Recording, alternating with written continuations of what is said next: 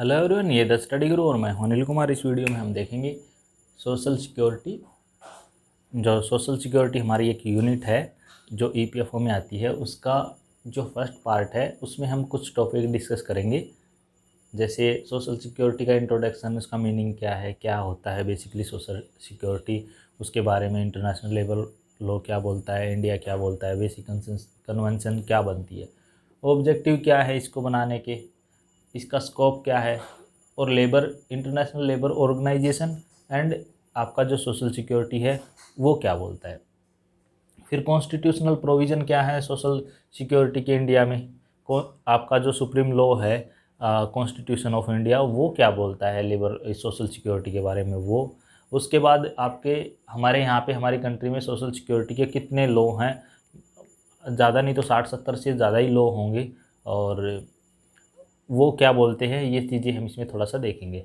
इनके मीनिंग्स देखेंगे, कौन कौन से लॉज हैं वो देखेंगे, और इंट्रोडक्शन देख लेंगे, ऑब्जेक्टिव देख लेंगे, स्कोप देख लेंगे, इंटरनेशनल लेबर लॉ क्या बोलता है, कॉन्स्टिट्यूशन क्या बोलता है, ये इसमें थोड़ा सा बेसिक में हम समझ लेंगे। तो शुरू करते हैं दोस्तों। अब जी इंट्रोडक्शन क्या बोलता है, हमारा इंट्रोडक्शन बोलता है social security is defined by ILO। Social security को इंटरनेशनल लेबर ऑर्गेनाइजेशन किस तरह से डिफाइन करता है। सोशल सिक्योरिटी के बारे में इंटरनेशनल लेबर ऑर्गेनाइजेशन बोलता है so as a protection that society provides individual and household to ensure access to health care and guarantee income security, particularly in cases of old age, unemployment, sickness, individuality, work injury, maternity और loss of ब्रेडविनर। अब यहाँ पे क्या है, international labour organisation बोलता है social security वो है जो प्रोवाइड कराई जाती है सोसाइटी द्वारा।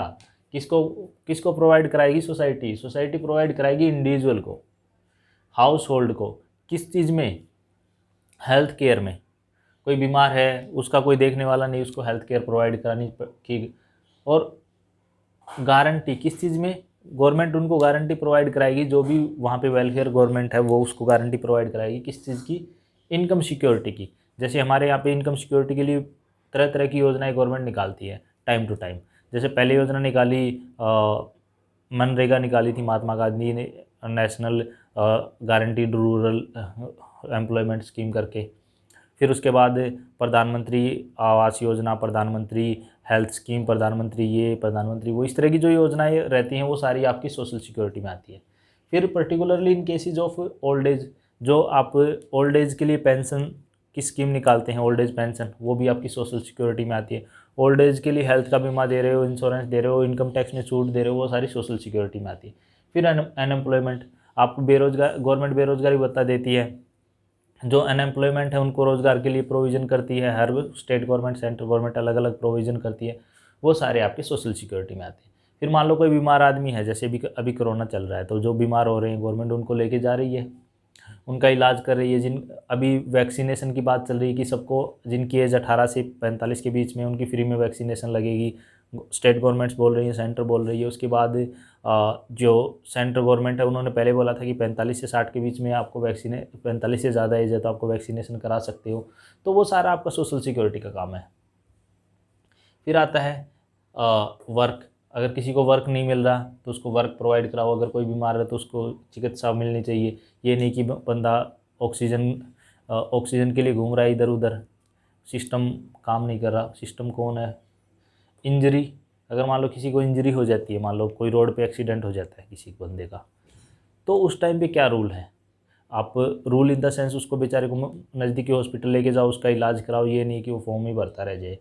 फिर है मैटरनिटी। अगर कोई मान लो फीमेल है, कहीं पे भी किसी भी ऑर्गेनाइजेशन में काम कर रही है, अगर वो प्रेग्नेंट है या लैक्टिंग है या फिर वैसे भी वीमेन है, तो उसको वो प्रॉपर फैसिलिटी और डिग्निटी मिलनी चाहिए जो वो डिजर्व करती है। वो आपकी सोशल सिक्योरिटी में आता है। फिर आता है लॉस ऑफ ब्रेड विनर। मान लो किसी घर में कोई ब्रेड विनर था, कोई मेन काम करने वाला था, वो एक्सपायर हो जाता है, तो उसकी पूरी फैमिली का क्या होगा? उसके लिए कोई प्रोविज़न करना, वो सारा आपका सोशल सिक्योरिटी में आएगा। फिर आता है जो सोशल सिक्योरिटी प्रोटेक्शन है वो क्लियरली आपकी इंटरनेशनल लेबर ऑर्गेनाइजेशन की कन्वेंशन भी है और यूनाइटेड नेशन की जो इंस्ट्रूमेंट है उसमें बेसिक ह्यूमन राइट भी बोला गया है। तो आपकी सोशल सिक्योरिटी एक तो बेसिक ह्यूमन राइट है, आपकी सोशल सिक्योरिटी एक तो बेसिक ह्यूमन राइट है एज पर यूएन, और दूसरा आपका कन्वेंशन है आईएलओ में। अब हमने इसमें देखा जो आपकी सोशल सिक्योरिटी, उसमें क्या आ गया, सोशल सिक्योरिटी में आपकी सारी चीज़ें आ गई, हेल्थ केयर भी, एजुकेशन भी, अनएम्प्लॉयमेंट भी, और सिकनेस भी, ओल्ड एज भी, मैटरनिटी भी, लॉस भी, किसी तरह का भी अगर किसी को सोशल नुकसान होता है तो वो सारा आपका सोशल सिक्योरिटी में आता है। ठीक है जी। कोई भी गवर्नमेंट होती है, कोई भी वेलफेयर गवर्नमेंट होती है, वो टैक्सेस कलेक्ट करती है, वो इसीलिए करती है कि ताकि जो उसकी जो सारी जितनी पब्लिक है उसको सोशल सिक्योरिटी वो प्रोवाइड करा सके। ठीक है जी। थोड़ा सा और हम देखते हैं इसको डेप्थ में। अब हमारे पास बात आती है इंडिया में क्या एफर्ट हो रहे हैं, हमारे देश में क्या एफर्ट हो रहे हैं इसको लेके, लेबर लॉ को लेके, सोशल सिक्योरिटी को लेके। तो in India effort to simplify and rationalise the labour laws, हमारे देश में हमारी गवर्नमेंट ने लेबर लॉ को राशनलाइज करने के लिए क्या किया, मिनिस्ट्री ऑफ जो लेबर एंड एम्प्लॉयमेंट थी उन्होंने एक कोड लेके आए। कब लेके आए, 2017 में, जिसको नाम दिया गया सोशल सिक्योरिटी कोड। तो अब आपके सामने एक इम्पोर्टेंट क्वेश्चन ये बन जाता है कि सोशल सिक्योरिटी कोड इंडिया में कब आया था, 2017 में, कौन लेके आया था, ministry of labour and employment. तो ये ईपीएफओ का पेपर आएगा, एग्जाम आएगा, इसी तरह के क्वेश्चन आएंगे और कुछ नहीं आएगा। On the recommendation of second national labour commission, इसकी जो रिकमेंडेशन किसने दी थी, वो दी थी सेकंड नेशनल लेबर कमिश्नर। जो आपका सेकंड नेशनल लेबर कमीशन ने किसकी रिकमेंडेशन दी थी, सोशल सिक्योरिटी कोड की। ठीक है जी। ये किसके अंडर आता है, ministry of labour and employment के। जो आपका सेकंड नेशनल लेबर कमीशन कब बैठा था, 2002 में। और ये किसके किसके लिए बैठा था, ऑन द आईएलओ कन्वेंशन 102। ये जो इंटरनेशनल लेबर ऑर्गेनाइजेशन की कन्वेंशन शुरू में जब बनाया तो 6 कन्वेंशन बनाई थी, आज के टाइम में बढ़ के उसकी 100 से भी ज़्यादा कन्वेंशन हो चुकी हैं। 102 नंबर की कन्वेंशन को ध्यान में रखते हुए सोशल सिक्योरिटी का एक कोड बनाया गया इंडिया में 2002 में, जिसने रिकमेंडेशन दी कि एक सोशल सिक्योरिटी कोड होना चाहिए, किसको, ministry of labour and employment को। अब इंडिया, देखो एक बार मैं थोड़ा सा इसको दोबारा आपको सिंप्लीफाई कर देता हूँ। इंटरनेशनल लेबर जो ऑर्गेनाइजेशन है उसकी कन्वेंशन है 102। उस कन्वेंशन में इंडिया को बोला गया कि भाई आपके देश में ये चीज़ें होनी चाहिए, मतलब इंटरनेशनल लेवल पे 102 कन्वेंशन में ये होनी चाहिए, इसको सब देशों को फॉलो करना पड़ेगा। तो इंडिया ने इस कन्वेंशन को ध्यान में रखते हुए एक सेकंड नेशनल कमीशन बनाया, सेकंड लेबर लॉ कमीशन बनाया 2002 में, जिसकी रिकमेंडेशन के बेसिस पे 2017 में एक सोशल सिक्योरिटी कोड लेके आया गया। वो उस कोड के हिसाब से एक लॉ बनेगा जो ministry of labour and employment के अंडर में आएगा। ठीक है जी। ये हो गया आपका सोशल सिक्योरिटी से रिलेटेड। अब देखते हैं सोशल सिक्योरिटी के इंट्रोडक्शन के बाद ऑब्जेक्टिव। जो हमारा सोशल सिक्योरिटी कोड है, सोशल सिक्योरिटी जो हमारी यूनिट है, उसके ऑब्जेक्टिव क्या हैं, तो उसके जो मेनली ऑब्जेक्टिव हैं वो ये 4 ऑब्जेक्टिव हैं। एक तो कंपनसेशन, मान लो किसी को सोशल सिक्योरिटी में किसी इंडिविजुअल को या फिर किसी फैमिली के जो ब्रेड विनर है या फिर ओल्ड एज है, वीमेन है, इंडिविजुअल है, कोई भी है, अगर उसको कोई नुकसान होता है तो उसको फेयर कंपनसेशन मिलना चाहिए।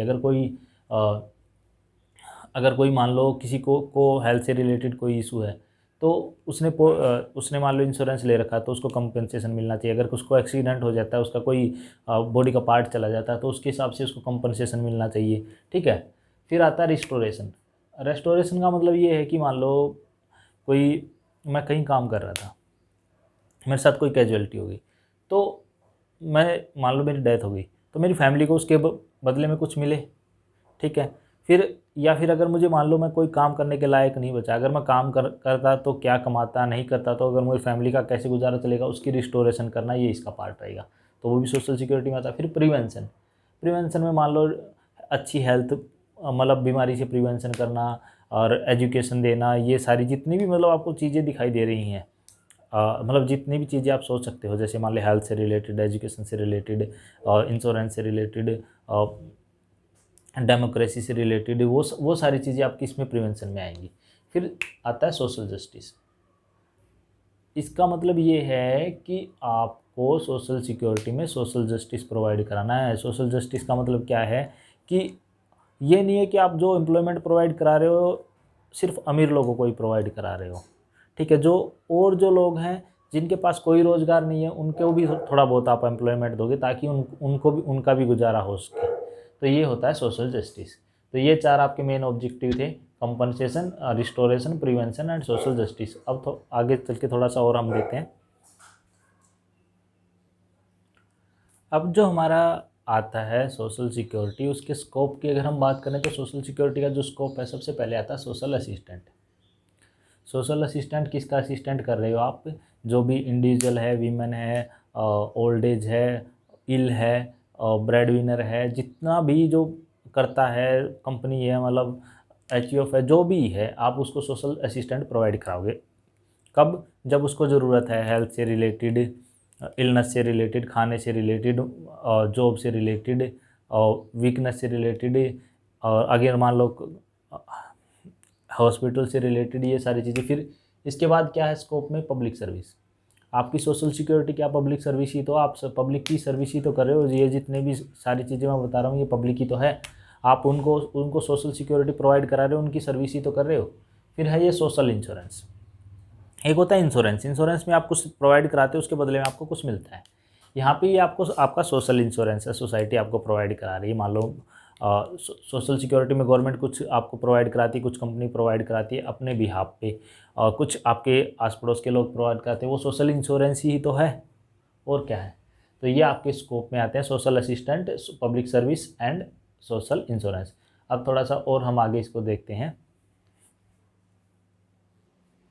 अगर हम बात करें international labour organisation and social security की, तो उनके बीच में क्या रिलेशन है? अगर हम बात करें तो social security was established as a basic human right in ILO's declaration. जो इंटरनेशनल लेबर ऑर्गेनाइजेशन है उसकी जो डिक्लेरेशन है उसमें सोशल सिक्योरिटी को बेसिक ह्यूमन राइट माना गया है कि आदमी कोई भी रहे, दुनिया में कहीं भी रहे, उसको सोशल सिक्योरिटी मिलनी चाहिए, ये उसका बेसिक राइट है। ये कहाँ डिसाइड किया गया? ये जो डिक्लेरेशन यहाँ के पे की गई फिलाडेल्फिया 1944 में, और उसमें क्या डिसाइड किया? इनकम सिक्योरिटी रिकमेंडेशन भी दी गई।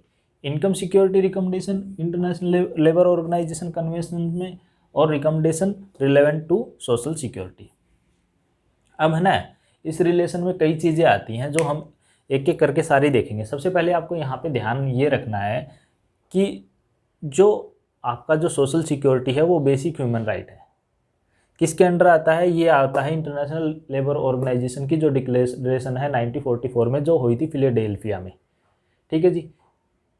तो उसके हिसाब से आपका बस ये वाले बात आप अगर ध्यान रख लेते तो आपका काम चल जाएगा। फिर बात आपकी तो आपको आगे धीरे धीरे समझ में आ जाएगी कि आपकी जो सोशल सिक्योरिटी वो बेसिक ह्यूमन राइट है वो किस में आएगी? इंटरनेशनल लेबर ऑर्गेनाइजेशन की डिक्लेरेशन जो फिलाडेल्फिया में हुई थी 1944 में, ठीक है जी। तो ये क्वेश्चन बन सकता है। इसके बाद हम देखते हैं आगे। अब international labour organisation and social security में कुछ कन्वेंशंस हैं जो बनी हैं, इंटरनेशनल लेबर ऑर्गेनाइजेशन ने सोशल सिक्योरिटी के लिए बनाई है। वो कौन कौन सी हैं? वो है the social security minimum standard convention 1952। जो 1952 में एक कन्वेंशन बनी थी कि आपको सोशल सिक्योरिटी के एक मिनिमम स्टैंडर्ड तो प्रोवाइड कराने पड़ेंगे। फिर बनी convention equality of treatment. Equality of treatment का मतलब क्या है? चाहे आदमी हो, चाहे लेडीज हो, चाहे ओल्ड एज हो, चाहे बच्चा हो, सबको आपको इक्वल ट्रीट करना है। ये सोशल सिक्योरिटी कन्वेंशन कब बनी? 1962 में। फिर कन्वेंशन आती है एम्प्लॉयमेंट इंजरी बेनिफिट। अगर मान लो आप कहीं रोज़गार कर रहे थे, कहीं जॉब कर रहे थे, तो आपको कोई वहाँ पे कोई इंजरी हो जाती है, तो उसके टाइम पे आपको बेनिफिट मिले। इस तरह की कन्वेंशन, ये वाली कन्वेंशन बनी थी 1964 में। फिर आती है invalidity old age and survivor benefit convention 1967 में। मान लो कोई इंसान ओल्ड एज हो जाता है या फिर कहीं पे सर्वाइवर बचता है, तो उसके लिए आपको बेनिफिट एक कन्वेंशन बनाई गई थी, वो 1967 में बनाई गई थी। फिर मैटरनिटी प्रोटेक्शन की कन्वेंशन आई थी तो ये कुछ इम्पोर्टेंट कन्वेंशन हैं जो सोशल सिक्योरिटी के लिए इंटरनेशनल लेबर लॉ या इंटरनेशनल लेबर ऑर्गेनाइजेशन लेके आया था। एक तो मिनिमम स्टैंडर्ड की 1952 में social security minimum standard provide कराने पड़ेंगे। फिर इक्वलिटी ऑफ ट्रीटमेंट, आपको इक्वल ट्रीट करना पड़ेगा, man women child old age सबको, सोशल सिक्योरिटी कन्वेंशन 1962 में। फिर आपको आता है एम्प्लॉयमेंट के दौरान कोई इंजरी हो जाती है, उसकी बेनिफिट की कन्वेंशन 64 में आई थी। फिर और ओल्ड एज है, सर्वाइवर है, इनवैलिडिटी है, उसकी जो कंसेप्ट है वो कन्वेंशन है वो 67 में आई थी। फिर मैटरनिटी प्रोटेक्शन कन्वेंशन आई है। ठीक है जी, ये हैं आपकी कुछ कन्वेंशंस जो इंटरनेशनल लेबर ऑर्गेनाइजेशन ने लेके आया सोशल सिक्योरिटी से रिलेटेड। अब सोशल सिक्योरिटी से रिलेटेड हमारा इंडिया का सुप्रीम लॉ क्या बोलता है, इंडिया का कॉन्स्टिट्यूशन क्या बोलता है, वो हम और देख लेते हैं। अब हमारे पास आता है जी हमारा इंडिया का जो कॉन्स्टिट्यूशन है वो क्या बोलता है सोशल सिक्योरिटी के बारे में। Constitutional provision of social security in India, जो इंडिया का जो कॉन्स्टिट्यूशन है उसमें सोशल सिक्योरिटी से रिलेटेड क्या क्या प्रिंसिपल हैं, क्या क्या उन्होंने लॉ रेगुलेशन बना रखे हैं। तो सोशल सिक्योरिटी से रिलेटेड इंडिया में अगर हम बात करें तो directive principle of state policy बोलता है। दूसरा जो आपके आइटम है स्टेट लिस्ट में और कंकरेंट लिस्ट में, इसमें 23-24 नंबर आइटम है जो स्टेट लिस्ट और कंकरेंट लिस्ट ये आती हैं, एक सेंट्रल लिस्ट ये आती हैं शेड्यूल 7 में। आपके कॉन्स्टिट्यूशन में कितने शेड्यूल हैं 12, पार्ट कितने हैं 22, आर्टिकल कितने हैं 444। तो ये कुछ बेसिक था आपको। अब हम एक एक करके ये देख लेते हैं directive principle of state policy में कौन कौन से आर्टिकल हैं वो, और स्टेट लिस्ट का जो आइटम है 9 नंबर वो क्या बोलता है, 23 एंड 24 क्या बोलता है, ये सारी चीज़ें हम एक एक करके देख लेते हैं। तो शुरू करते हैं दोस्तों। सबसे पहले directive principle of state policy से। अब हमारे पास आता है जो डायरेक्टिव प्रिंसिपल ऑफ स्टेट बोलता है, directive principle of state policy जो हमने 3 पार्ट देखे थे, एक में स्टेट का 9 आइटम और जो हमने कंकरेंट का 23 एंड 24 है डायरेक्टिव प्रिंसिपल ऑफ स्टेट देखा था। तो constitution provisions for social security in India में पहला जो पार्ट है हमारा वो डायरेक्टिव प्रिंसिपल है। इसके अंडर में जो हमारे जो सब पार्ट हैं वो हम देख रहे हैं कौन कौन से जो हमारे डायरेक्टिव प्रिंसिपल हैं वो बोलते हैं सोशल सिक्योरिटी के बारे में।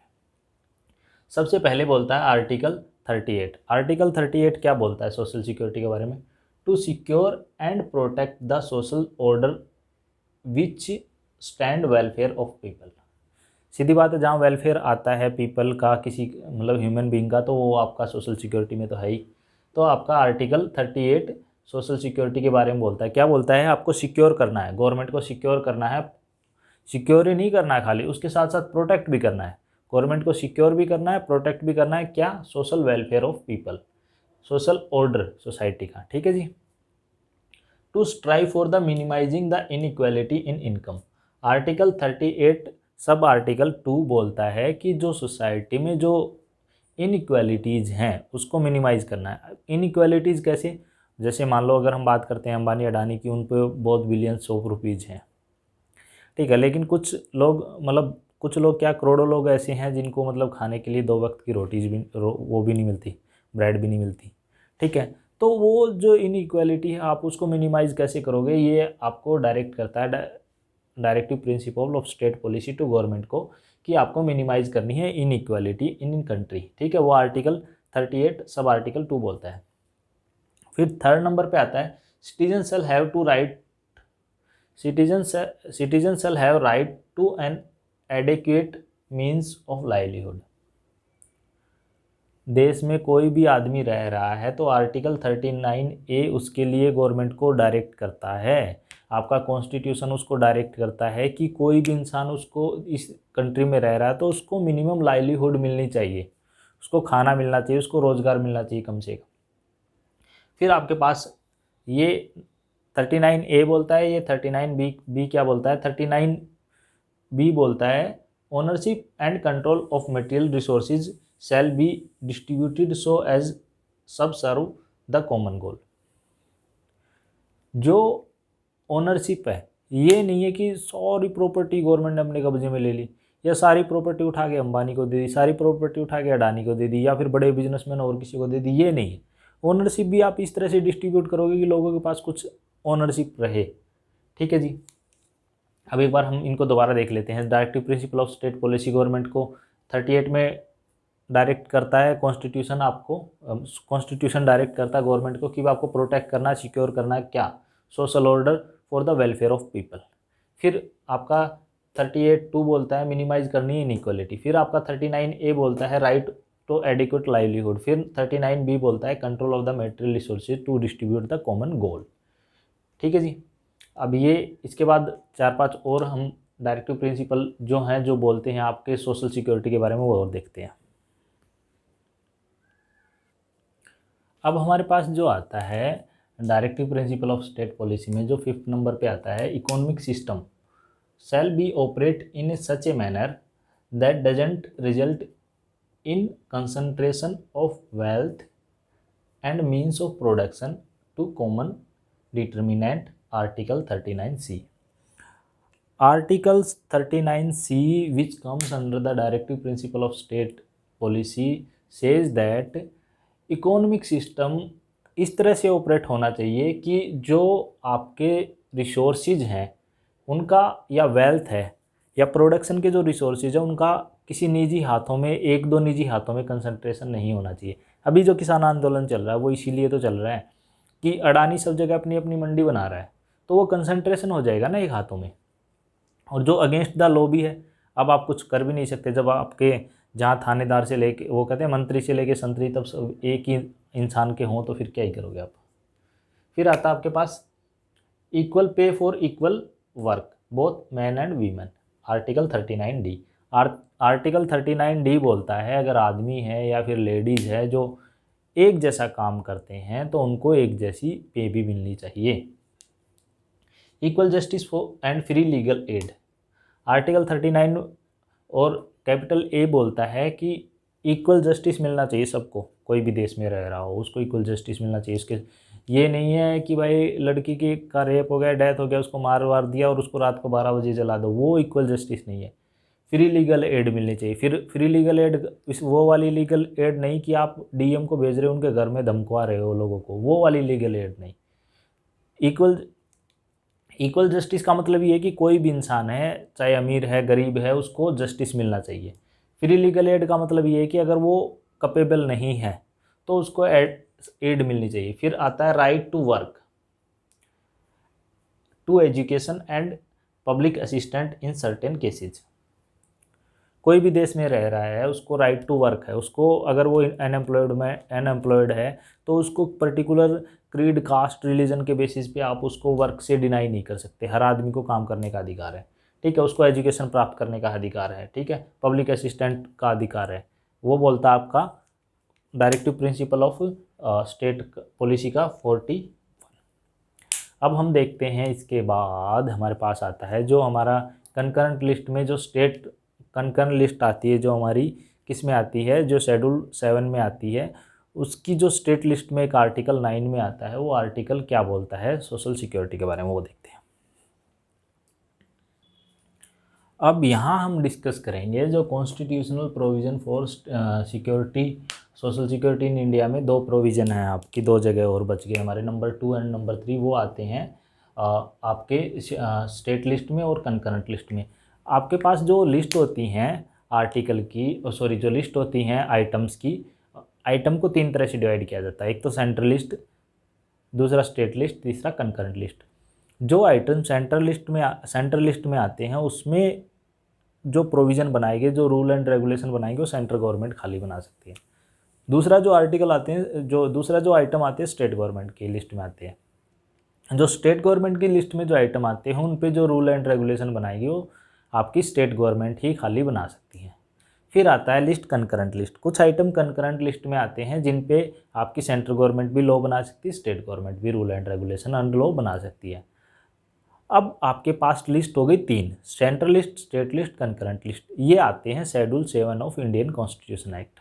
और तो 12 शेड्यूल है, उनमें 7 नंबर शेड्यूल है। उसमें आपकी जो सेकंड लिस्ट है, जो स्टेट लिस्ट है, वो उसमें जो आइटम नंबर 9 है, इनमें कई बहुत से आइटम होते हैं, 50 आइटम होते हैं, मतलब एक में 95 है, एक में 59 है, मतलब ये बढ़ते रहते हैं, कम होते रहते हैं, बढ़ते रहते हैं। तो आइटम नंबर 9 है वो क्या बोलता है, relief for the disabled and unemployable. कोई आदमी है डिसेबल हो गया, काम नहीं कर सकता, ठीक है जी, और डिसेबल हो गया, काम नहीं कर सकता, अनएम्प्लॉयबल है, तो उसको रिलीफ प्रोवाइड करानी है, ये आएगा आपका सोशल सिक्योरिटी, सीधी बात है। तो ये स्टेट लिस्ट में आइटम नंबर 9 है, वो बोलता है relief for the disable and unemployable. फिर जो थर्ड पे आता है कंकरेंट लिस्ट में, कंकरेंट लिस्ट में शेड्यूल 7 में जो आइटम नंबर 23 और 24 है वो क्या बोलता है, social security and insurance employment and unemployment. आपको सोशल सिक्योरिटी देनी है, उसके साथ साथ आपको इंश्योरेंस भी देना है एम्प्लॉयमेंट को, फिर जो अनएम्प्लॉयमेंट है उनको भी एम्प्लॉयमेंट प्रोवाइड कराना है। आइटम 24 क्या बोलता है, आपको वेलफेयर करना है लेबर का, क्या क्या देना है उसको, कंडीशंस इस तरह की प्रोवाइड करानी कि वर्क उनका अच्छा हो, प्रोविडेंट फंड देना है, एम्प्लॉयर जो है उनकी लाइबिलिटी फिक्स करने की, भाई ये चीज़ें, वर्कमैन को कंपनसेशन दिलाना, ओल्ड एज पेंशंस दिलानी है, ये सारी चीज़ें इसमें आइटम 24 में आती है। अब एक बार फिर देख लेते हैं स्टेट लिस्ट में आइटम नंबर 9 क्या बोलता है, अगर कोई वर्कर है डिसेबल हो जाता है या फिर अनएम्प्लॉयबल है तो उसको भी आपको रिलीफ दिलानी है। ये आप किस में आएगा, शेड्यूल 7 के स्टेट लिस्ट में आएगा, जो आपका कॉन्स्टिट्यूशन के सोशल सिक्योरिटी प्रोवाइड कराता है। फिर कंकरेंट लिस्ट में 2 आइटम है, एक आइटम नंबर 23, 24। 23 आइटम बोलता है आपका सोशल सिक्योरिटी आपको प्रोवाइड करानी है, इंश्योरेंस अनएम्प्लॉयड के लिए भी और अनएम्प्लॉयमेंट के लिए और एम्प्लॉयमेंट के लिए भी, ठीक है जी। फिर आइटम नंबर 24 बोलता है आपको वेलफेयर करना लेबर का, कैसे उनको इस तरह की कंडीशन प्रोवाइड करानी, वर्क की कंडीशन अच्छी हो उनकी, प्रोविडेंट फंड दिलाना है उनको। फिर एम्प्लॉयर की जो उनको काम दे रहा है एम्प्लॉयर, उसकी लाइबिलिटी फिक्स करनी है कि भाई कि कल को इनको कुछ हो जाता है तो आप ये काम करोगे। वर्कमैन कंपनसेशन, मान लो कुछ हादसा हो जाता है तो उसको कंपनसेशन, ओल्ड एज जब बुढ़ापे के लिए पेंशन की कोई प्रोविज़न करवाना। तो ये चीज़ें हमने इसमें देखी। इस वीडियो में इतना ही। अगर आपकी कोई क्वेरी है तो आप मुझे पूछ सकते हैं। Thanks, have a nice day.